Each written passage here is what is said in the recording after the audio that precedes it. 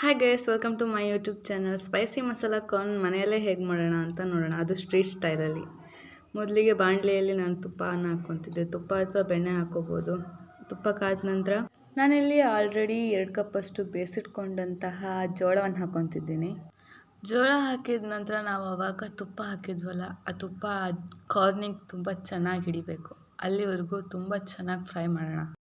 ಎಲ್ಲಿವರೆಗೂ ಫ್ರೈ ಮಾಡಬೇಕು ಅಂತ ಅಂದರೆ, ನಾವು ಆವಾಗ ತುಪ್ಪ ಮತ್ತು ಜೋಳ ಹಾಕಿದ್ವಲ್ಲ, ಆ ತುಪ್ಪ ಜೋಳ ಎರಡೂ ಫ್ಲೇವರ್ ಮಿಕ್ಸ್ ಆಗಿ ಘಮ್ ಅಂತ ಸ್ಮೆಲ್ ಬರಬೇಕು. ಅಲ್ಲಿವರೆಗೆ ಸಣ್ಣ ಫ್ಲೇಮಲ್ಲಿ ಫ್ರೈ ಮಾಡ್ಕೋಬೇಕು. ನೆಕ್ಸ್ಟ್ ಇದಕ್ಕೆ ಸ್ಪೈಸಸ್ ಹಾಕಬೇಕು. ನಿಮ್ಗೆ ಯಾವ್ಯಾವ ಸ್ಪೈಸಸ್ ಇಷ್ಟ ಇದೆ, ಯಾವ್ಯಾವ ಮಸಾಲ ಇಷ್ಟ ಇದೆ ಅದೆಲ್ಲ ಹಾಕ್ಬೋದು. ನಾನು ಇಲ್ಲಿ ಜೀರಾ ಪೌಡರ್, ಖಾರ ಪೌಡರ್ ಹಾಗೆ ಚಾಟ್ ಮಸಾಲನೂ ಹಾಕ್ಕೊತಿದ್ದೀನಿ. ಎಲ್ಲದೂ ಒಂದೊಂದು ಸ್ಪೂನ್ ಹಾಕ್ಕೊಳ್ಳಿ ಸಾಕು. ಹಾಗೆ ನೆಕ್ಸ್ಟ್ ನಾನಿಲ್ಲಿ ಮ್ಯಾಗಿ ಮಸಾಲ ಹಾಕ್ಕೊತಿದ್ದೀನಿ. ಚೆನ್ನಾಗಿರುತ್ತೆ, ಟೇಸ್ಟ್ ತುಂಬ ಚೆನ್ನಾಗಿ ಬರುತ್ತೆ. ನೆಕ್ಸ್ಟ್ ಇದನ್ನು ಚಿಕ್ಕ ಫ್ಲೇಮಲ್ಲೇ 2 ನಿಮಿಷ ಅಥವಾ 3 ನಿಮಿಷದವರೆಗೂ ಫ್ರೈ ಮಾಡ್ಕೋಬೇಕು. ಯಾಕಂತಂದರೆ ಆ ಮಸಾಲ ಸ್ಮೆಲ್ ಹೋಗಬೇಕು.